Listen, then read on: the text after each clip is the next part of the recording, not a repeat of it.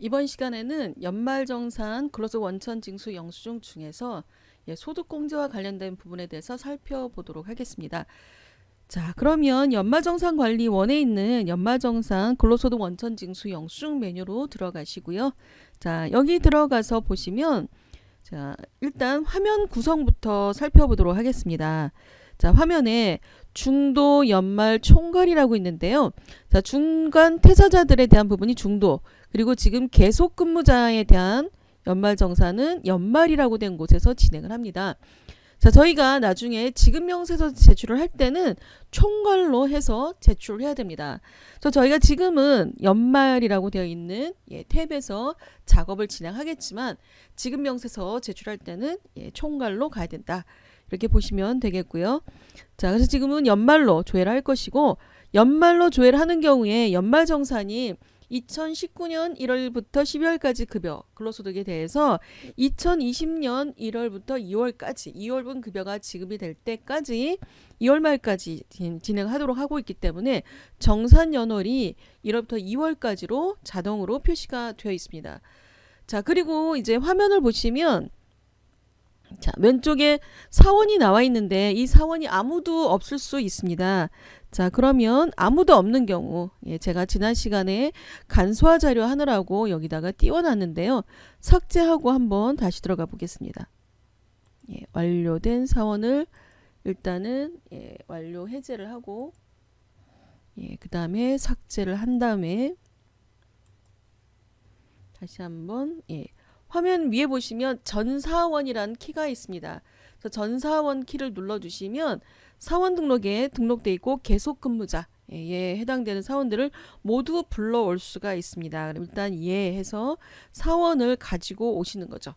자, 이렇게 해서 전사원에 대한 자료를 불러오면 이제 사원 불러오는 상태에 따라서 자, 지금 저는 3명이고요. 지금은 연말정산을 하겠다.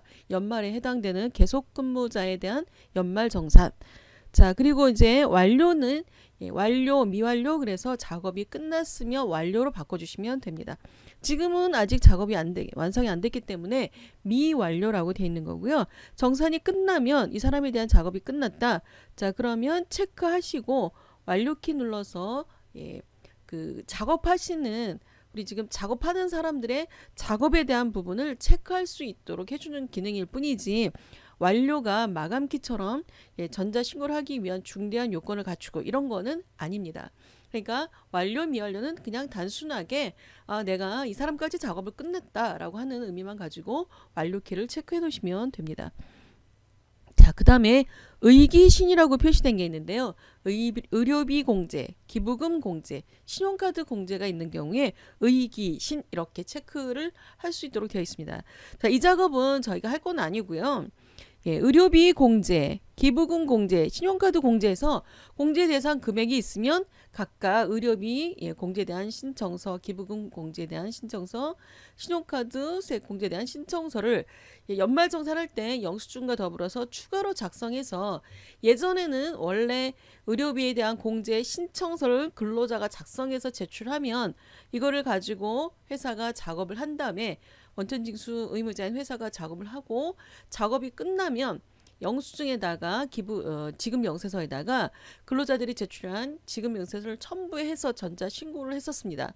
자, 그런데 이렇게 하다 보니까 공제는 있는데 신청서가 누락되는 경우가 발생이 돼서 자, 이제는 시스템 안에서 의료비를 공제를 받으면 자동으로 5가 표시가 되도록 OX에 5가 표시되도록 되어 있기 때문에 우리가 여기서 작업만 정확히 해주시면 의기신에 표시되는 걸 확인만 하시면 되겠습니다. 자, 다음으로 중소라고 표시된 거는요. 그 중소기업 청년 근로자에 대한 감면 대상이 있을 때 중소 체크가 됩니다. 자, 이 부분은 사원 등록에서 그 기타 추가 사항에 중소기업에 대한 취업 감면, 그래서 청년도 있고 또 노인도 있고 그 다음에 경력 단절 여성이라든가 이런 분들이 다 해당이 되는 경우 홈택스에서 신청하시고 그리고 급여에 대해서 근로소득에 대해서 90%까지 세액 감면을 받았는데 여기에 해당되는 대상자가 있는 경우에 중소가 자동으로 표시가 되도록 되어 있습니다. 자, 그 다음에 이제 정산명세로 일단 먼저 들어오는데요. 정산연월 2월로 되어 있고 기속은 1월 1일부터 12월 31일. 그런데 중간에 입사해서 7월 1일 입사했다. 그럼 기속기간은 7월 1일부터 12월 31일 자동으로 표시가 될 것이고요. 영수일자는 2월의 마지막 날인 2월 29일 날짜로 자동으로 표시가 되어 있습니다. 자, 그러면 이제 이렇게 해서 정산명세, 소득명세,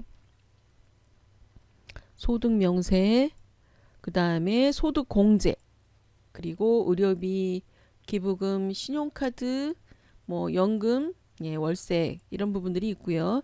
자, 그리고 정산명세 안에서 넣어야 되는 항목들도 있기 때문에 전체적으로 어떤 구조를 가지고 있는지 확인해 보시고 그 다음에 이제 작업을 진행하도록 하겠습니다. 자, 우선 전체적인 윤곽이 보이셨으면 이제 화면 위에 있는 항목들 잠깐 살펴보도록 하겠습니다. 화면 위에 보면 뭐 마감키, 재계산, 완료, 해제, 기능모음 이렇게 있는데요. 자, 기능모음은 참고 소식들이니까 여기 잠깐 검토만 해주시면 되겠습니다. 자, 그러면 이제 소득공제와 관련된 부분에 대해서 먼저 살펴보려고 합니다.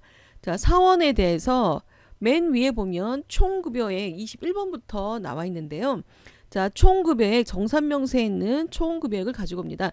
자, 여기 소득명세 탭을 클릭을 해보시면 자, 여기에 매월 급여가 나간 내역이 다 조회가 되죠.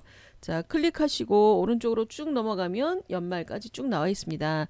자, 이 내역은 매월 급여 지급하면서 나왔던 항목이고요.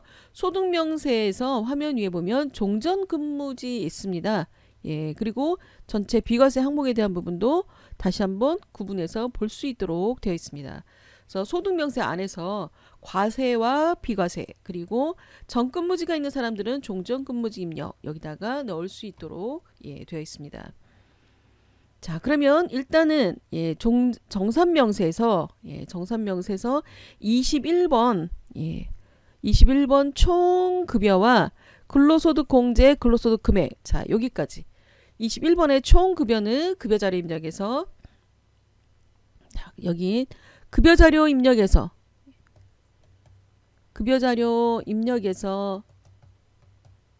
저희가 과세와 비과세로 수당 항목을 등록하고 입력을 했었습니다.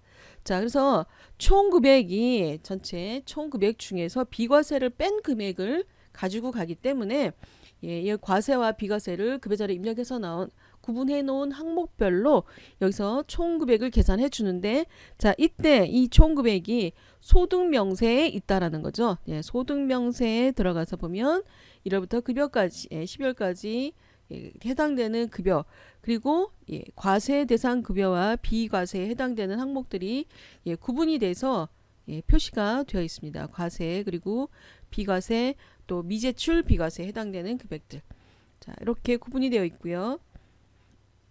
전근무지가 있는 분들은 이중근로자인 경우에는 종전에다가 입력을 한다라고 했습니다. 그러면 종전에 입력된 금액까지 다 합쳐서 정산명세 쪽에 있는 총급여란에 표시를 해주게 됩니다. 자, 그럼 이제 총급여가 왔으면 총급여에서 자, 총급여는 일단 급여 총액 급여 총액에서 비과세를 뺀 금액 자, 총급여액에서 근로소득을 마이너스 근로소득공제 자, 그러면 근로소득 금액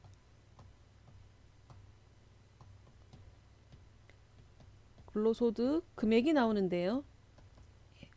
자, 저희가 이 근로소득 금액을 또 가져다가 쓰는 데가 기부금이 있기 때문에 기부금 할 때는 근로소득 총급여액에서 근로소득 공제를 뺀 근로소득 금액을 기준으로 하고 있기 때문에 근로소득 금액 계산되는 과정을 살펴볼 필요가 있습니다.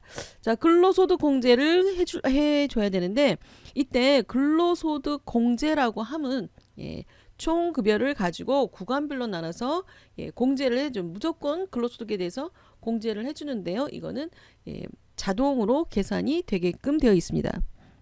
자, 그러면 근로소득 공제 화살표 클릭을 해보시면 자, 여기 나와 있죠. 총 급여가 500만 원 이하이면 총 급여액에서 70%를 빼주겠다. 그래서 근로소득 공제. 그러면 500만 원인 경우에 500만 원 이하인 경우에 500만 원까지죠. 자, 곱하기 70% 그러면 350만 원이죠. 자, 500만 원에서 350만 원을 공제를 해주면 150만 원이 남게 됩니다. 자, 그래서 150만 원이 남는데 저희가 기본적으로 인적공제 1인당 공제가 150만 원이었죠.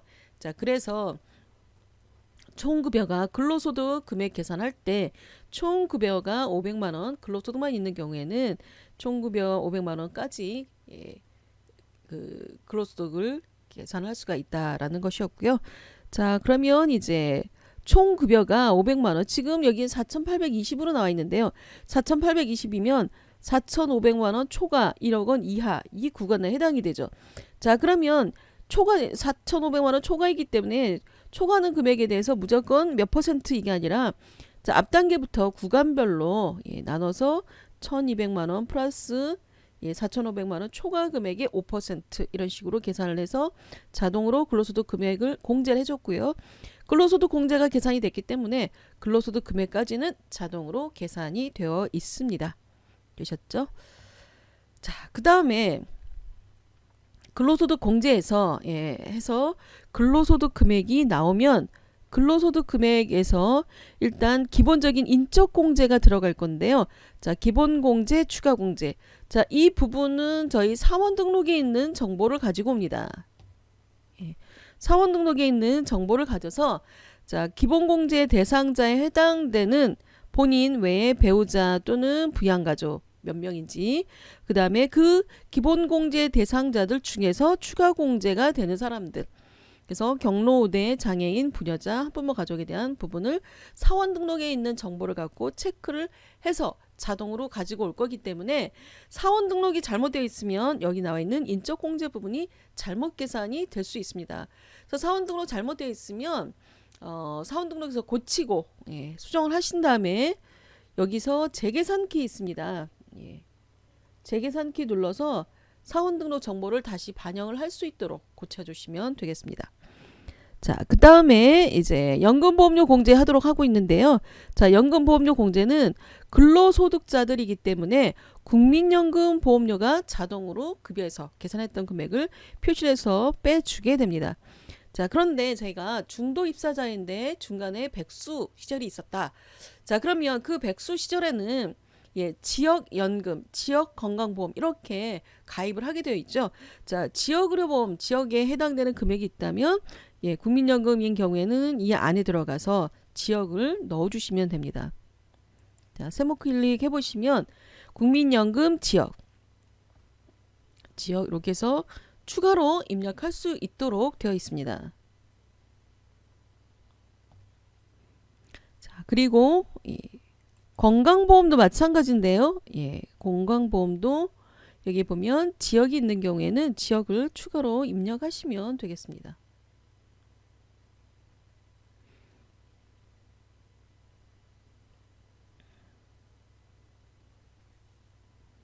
자, 그래서 공제 항목에 대한 부분 검토하시면 되겠고요. 자, 그러면 이번에는 이제 특별소득 공제 부분에 있는 항목을 살펴보도록 하겠습니다. 자, 특별소득 공제 부분에 가시면 자, 지금 33번 항목이 건강보험, 고용보험인데요. 자, 건강보험, 고용보험은 급여자료 입력에서 입력했던 금액들. 자, 그러니까 총 급여액은 급여였었는데 급여자료 입력해서 가지고 오는 금액이 지금 연금보험료 부분과 건강 고용보험에 해당되는 부분 요 두 가지가 다 급여자료 입력 쪽에서 급여자료 입력에서 정보를 가지고 온다라고 보시면 되겠습니다. 자, 간혹 급여자료 입력에 있는 국민연금 금액과 간소화 자료에서 다운받은 금액에 나와 있는 연금 금액이 서로 다르다. 어떤 거를 기준으로 해야 되나요? 라고 질문을 많이 합니다. 저희는 급여 자료 입력에서 본인에 대해서 회사가 급여를 지급할 때 그때 본인이 부담했던 금액을 기준으로 하시면 됩니다.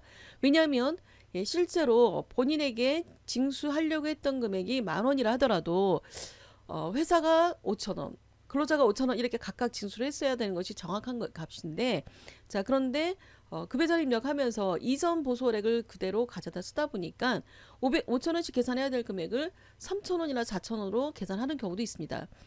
급여 자료 입력에서 들어갔던 게 본인 부담금이기 때문에 그 금액을 가져다가 여기서 반영을 해주시는 게 맞겠고요. 자, 그렇지만 10,000원을 다 납부는 했겠죠. 그러면 나머지 부족한 금액은 회사가 부족한 금액까지 다 지출했기 때문에 회사가 지출한 금액은 회사 비용으로 처리가 되죠. 자, 그래서 저희가 연말정산할 때는 급여 자료 입력에 있었던 연금, 건강보험 여기에 해당되는 금액을 가져다가 쓰시면 되겠습니다. 자, 다음으로 34번 항목이 몽땅 주택자금과 관련된 항목이 되겠습니다. 자, 34번에 해당되는 부분이 주택자금과 관련된 부분인데요. 자, 주택에 대한 부분들이 우선 먼저 뭐가 있냐면 34에 가라고 된 항목, 34 주택과 관련된 소득 공제 중에서 주택 중에 가라고 된 부분, 주택의 가에 해당되는 부분은 주택 임차 차입금에 대한 원리금 상환액이 되겠습니다. 원리금 상환액에 대해서 공제 항목 들어가는 곳이 되겠고요. 그 다음 34의 나 항목은 장기 주택 저당 차입금에 대한 이자 상환액 공제가 되겠습니다. 자, 지금 주택 임차 차입금 원리금 상환액은 제가 주택 마련 저축에 가입을 했었고, 자 얘를 가지고 제가 주택을 빌리거나 전세 자금으로 빌리면서 자 얘를 가지고 주택 임차 차입을 하면 차입금이 있는 경우에 원금과 이자에 대한 상환액이 되겠습니다. 원리금 상환액, 원금과 이자에 대한 상환액. 자 그러면 여기 해당되는 경우에 어디에서 받았는지 금액은 얼마인지 이 부분을 넣어주시면 되겠고요. 그 다음에 34 주택에 대한 나 항목은 장기주택 저당 차입금 이자 상환액인데 여기는 이자만 장기주택 저당 차입금, 그러니까 중도금부터 융자를 했거나 뭐 이런 경우들이 대부분일 텐데요. 자 2011년 이전에 차입했을 때 12년 이후에 그 다음에 2015년 이후에 차입했을 때 몇 년에 걸친 것이냐, 고정금리 비거치냐 또는 고정금리 또는 비거치냐, 이런 부분을 따져서 항목별로 나눠서 구분을 해서 여기에 해당되는 주택자금 소득공제가 들어가는 것이고요. 여기 하단에 보시면 40번의 주택마련 저축이 있습니다. 자, 주택마련 저축은 빌려서 차입금이 아니라 주택이 아직 없는 상태에서 주택 청약저축, 주택마련 청약저축 이렇게 자, 주택을 마련하기 위한 저축에 가입되어 있는 경우에 저축 지금 불입하고 있는 중인 거죠. 저축금에 대한 소득 공제가 되겠습니다. 자, 그러니까 저희가 구분을 하실 것이 주택과 관련된 항목들 공제, 자 어디에 대해 해당이 되는지 다시 한번 살펴보도록 하겠습니다. 항목이 많아서 굉장히 헷갈리는데요. 자 34의 가 항목은 주택 임차 차입금, 그러니까 주택을 빌리면서 전세자금 대출금이라든가 이런 경우에 빌려 쓰면서 차입금에 대한 원금 이자 상환액 부분이고요. 자, 그 다음에 34번에 있는 나 항목은 장기 15년 이상 30년 20년 이런 식으로 장기성으로 차입을 한 경우에 중도금부터 빌려 쓰는 경우들, 장기로 20년 30년 이렇게 빌려서 쓰는 경우에 주택을 구입하면서 아예 저당권을 설정을 해놓고 차입금에 대한 이자만 갚아 나가는 경우가 되겠습니다. 여기까지가 특별소득공제에 대한 소득공제 부분이고요. 그 다음에 주택에 대한 부분이 주택마련 저축에 있습니다. 청약저축, 주택청약종합저축, 근로자 주택마련 저축 이런 항목으로 집을 구입하거나 빌려서 대출금이 아니라 집을 지금 구입하기 전에 주택마련 저축에 청약저축에 가입된 경우에는 그 밖에 소득공제에서 공제를 해주겠다라고 하는 건데요. 저희가 처음 연말정산 하시는 분들이 67번 항목 때문에 굉장히 많이 헷갈려 하십니다. 주택 차입금이 또 있다라는 거죠. 주택이. 자, 이 주택 차입금에 대한 67번 항목은 예전에 99년 4월 이전에 예, 이전에 주택이 미분양된 경우에 미분양 아파트들을 분양받으면서 주택 마련 차입을 하게 되면 차입금 이자에 대해서 세액 공제를 해주시면서 여기에 대한 부분이 가기 때문에 지금 이 주택 차입금에 대한 부분은 새로이 발생하지는 않습니다. 2010년 이후에는 발생하지 않고요. 그러니까 이전법에 의해서 진행하는 경우라 새로이 발생되는 것은 없고 지금은 특별소득공제에 있는 주택마련저축 가 또는 주택 임차 차입금 원리금 상환액에 해당되는 부분, 나 항목의 장기주택 저당 차입금 이자 상환액 부분, 그 다음에 아직 주택을 구입하지 못한 경우에는 주택마련저축 요 세 가지를 가지고 주택자금과 관련된 소득공제를 진행하게 됩니다. 자, 그러면 주택마련저축은 아직 집 빌리지 않은 사람들이니까 구입하지 않은 상태이기 때문에 자, 주택마련저축 들어갈 수 있겠죠. 자, 여기 들어가 있을 수 있고 그 다음에 이걸 가지고 주택총량 종합저축을 갖고 있다가 제가 이제 분양을 받아서 그 다음에 분양을 받아서 제가 중도금부터 융자를 진행을 하겠습니다라고 하는 경우에 이 돈이 이제 다시 어디로 가겠어요? 장기주택 저당 차입금 이자 상환액 이쪽으로 들어가겠죠. 또는 가지고 있지만 제가 전세자금을 대출을 받았습니다. 그런 경우에는 주택 임차 차입금에 대한 원리금 상환액 쪽으로 진행이 되겠죠. 자, 그래서 상황을 살펴보시고 공제 항목이 어디인가 이렇게 가는 게 필요하고요. 그리고 각각 항목마다 공제 대상이 있습니다. 그래서 공제 대상에 해당되는 부분을 반드시 살펴볼 필요가 있습니다. 자, 그러면 다시 한번 항목으로 들어가 볼 텐데요. 자, 우선 주택 임차 차입금에 대한 원리금 상환액 여기 들어가 보시면 항목에 대한 공제 대상 여부부터 나와 있는데요. 공제 대상 금액 산정 내역 주택마련저축 불입액에 40% 공제하고 주택 임차 차입금 원리금 상환액에 대해선 원리금 상환액 금액의 40%를 공제를 해주겠다 라고 한 것이죠. 자, 그리고 여기에 나 대상자는 2015년 이후 가입자는 총 급여 7천만 원 이하인지 그 다음에 나다에 해당되는 항목들 같은 경우는 자, 여기 보면 가의 청약저축이 있고 그 다음에 나의 주택 청약 종합저축 자, 여기에 해당되는 사람들은 2015년 이후 가입자는 7천만 원 총급에 해당이 되는지를 먼저 살펴봐야 된다라는 것이고요. 그 다음에 나다 여기 두 가지의 항목에 해당되는 주택 청약 종합저축 그리고 근로자 주택 주택마련저축 여기 해당되는 경우에는 무주택 세대주여야 된다라는 것이죠. 그 다음에 장기주택 저당 차입금 이자 상환액을 받는 경우엔 공제가 안 된다. 중복되는 것에 대한 항목을 살펴보실 필요가 있습니다. 자, 그리고 34번 나에 해당되는 주택 장기주택 저당 차입금에 대한 이자 상환액 자, 여기에 대한 부분은 주택 차입금 이자 세액 공제를 받는 차입금의 이자는 장기주택 저당 차입금 이자 상환액 공제를 적용받을 수 없다라고 되어 있기 때문에 화면에 해당되는 항목이 어떤 것인지 한번 다시 봐야 되겠고요.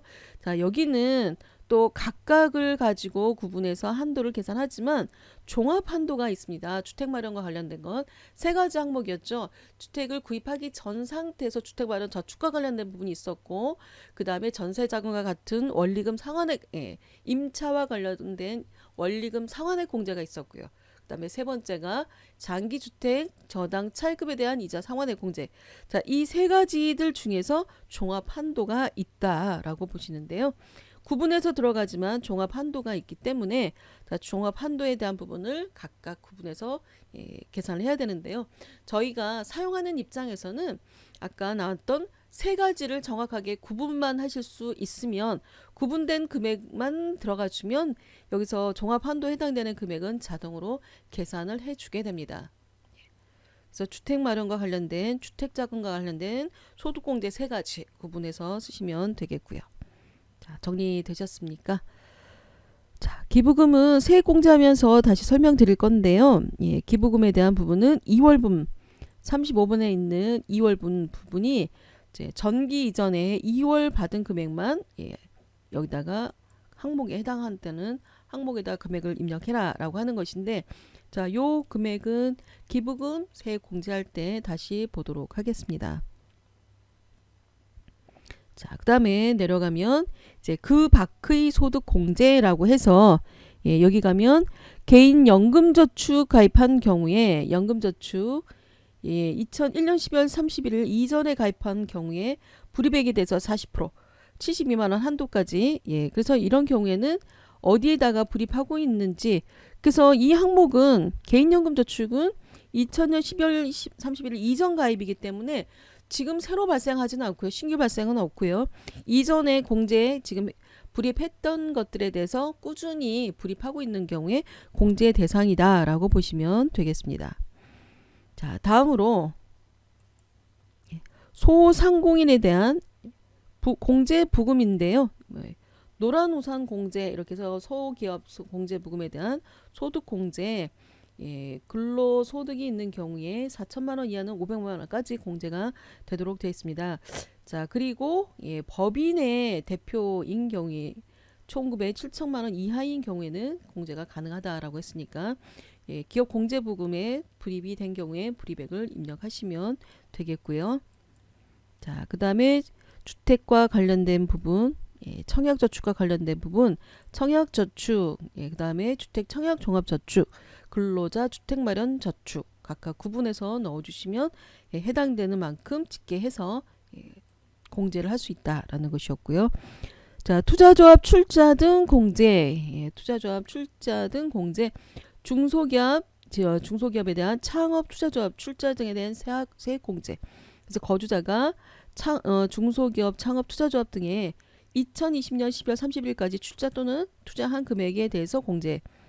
그다음에 금융기관 코드가 없으면 안 되기 때문에 Z를 입력하라는 것이고요. 계좌번호도 없으면 필수사항인데 없으면 Z로 입력을 해라. 그다음에 투자 시기가 언제냐에 따라서 공제 대상 금액을 계산해 줄 것이고 2017년 이전, 그다음에 2018년 이후 벤처기업인지 일반 조합인지에 대해서 구분해서 넣어주시면 되는데, 이때 종합소득 금액의 50%까지가 공제 한도이다라고 했습니다. 자, 여기서 말하는 종합소득 금액은 총 급여액에서 근로소득 공제를 차감한 근로소득 금액이 되는 거죠.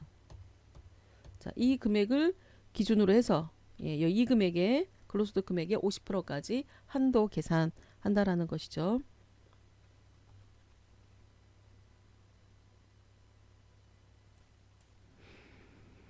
자, 그 다음에 신용카드 공제 있고요. 자, 신용카드 있고 우리사주 조합에 대한 출자금, 출연금 넣어주시면 되겠고, 고용유지 중소기업에 대한 근로자에 대해서 공제가 있기 때문에, 자, 임금을 삭감해 가면서 고용을 유지한 경우에 삭감액의 50% 소득 공제가 되고 연간 1,000만 원 한도 안에서 공제가 되기 때문에 삭감액을 넣어주시면 되겠습니다. 자, 그 외에 장기 집합 투자증권 저축에 대한 공제에 해당되는 항목이 있는 경우에 금액을 넣어주시면 되겠죠. 자, 제가 신용카드 공제를 따로 뺐는데요. 신용카드는 여기서 하는 것이 아니라, 자, 화면 위에 신용카드라고 된 탭, 여기 안에 신용카드 금액을 받아옵니다. 자, 그러면 신용카드 쓴 금액이 있을 때 여기에 공제 대상 금액에다가 넣어주는데요.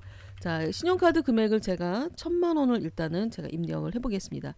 자, 입력을 했는데 신용카드에 대한 부분이 카드 공제가 급여액에 대해서 총급여액에 대해서 25%까지, 그 다음에 공제 가능 금액을 계산해야 되겠고요. 자, 그리고 신용카드 쓴 건지 직불카드인지, 그리고 도서 문화와 관련된 공연과 관련된 사용액인지 전통 시장에 대한 부분인지 대중교통 사용 부분인지 저희가 여기서 구분만 해서 넣어주시면 되겠고 구분을 해서 항목별로 구분이 돼서 들어가 있으면 자 여기 나와 있는 금액을 기준으로 해서 자 그러면 신용 하단 부분에 자동으로 계산하게 되는데 자 신용카드 소득 공제액을 계산할 때 신용카드 일단 공제 15%를 해줄 건데요. 자 여기에서 직불카드는 30% 도서 공연 박물관 이용료는 30% 전통 시장에 해당되는 부분은 40%.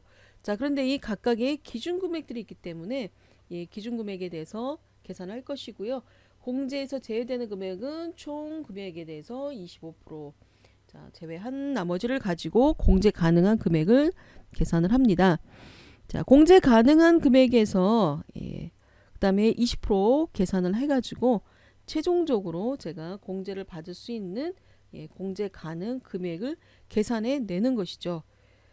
자, 그래서 이렇게 계산된 금액을 여기 신용카드 탭에서 구분만 해주시는 방법으로 넣어주시면 여기 입력된 금액이 정산명세 앞부분에 다시 와서 정산명세 쪽으로 들어오게 됩니다. 그래서 정산명세 쪽에서 입력을 하셔도 되겠지만 신용카드 탭에서 입력하는 방법으로 입력하는 것이 훨씬 더 수월하게 입력하는 방법이 되겠고요. 자, 연말정산 국세청 간수화자를 이용했으면 여기까지는 자동으로 다 계산이 되어 있다라는 것을 볼 수가 있습니다. 자, 그런데 저희가 주의하실 것은 자동 계산되는 금액보다 공제되는 대상액에 해당되는 카드 사용분인지 자, 저희가 회사의 법인의 경비로 쓴 것 이런 것들은 공제하면 신용카드 공제 포함시키면 안 되죠. 자 그래서 공제 대상이다 아니다에 대한 부분을 저희가 구분할 줄 알아야 되겠고요. 자 이런 부분은 저희 이론 공부하시면서 아마 많이 체크를 보셨을 겁니다. 자 그리고 이 신용카드 공제는 의료비 공제랑은 또 중복 공제가 되기 때문에 의료비를 병원비를 카드 결제했다. 자 이런 것들은 저희가 카드 결제도 공제도 되고 그다음에 의료비 공제도 되고 자 이렇게 중복 공제 가능한 것들 구분해서 보실 수 있어야 되겠습니다. 자 이렇게 해서 제가 소득공제와 관련된 부분들에 대해서 살펴봤고요. 소득공제가 되면 우측에 이제 과세표준을 계산해서 산출세액을 계산하게 됩니다. 자 이렇게 해서 과세표준 계산하는 과정까지 일단 점검을 하시고요. 저희 다음 시간에 세액공제와 관련된 부분들에 대해서 살펴보도록 하겠습니다. 자 이번 시간에 했던 내용이 내용이 좀 많은데요. 자 총급여 관련된 부분은 근로소득 급여자료 입력에서 자 그다음에 인적공제 추가공제와 관련된 부분은 사원 등록에서 자 연금보험료와 관련된 부분도 급여자료 입력 건강보험 고용보험에 대한 것도 급여자료 입력 자 그중에 지금 소득공제 부분에서는 주택자금과 관련된 소득공제 구분하셔야 되겠고요. 그 다음에 신용카드 소득공제는 신용카드 탭을 이용해서 입력해라 라고 했습니다. 자 이렇게 해서 구분 정리하시고요. 저희 다음 시간에 살펴보도록 하겠습니다. 수고하셨습니다.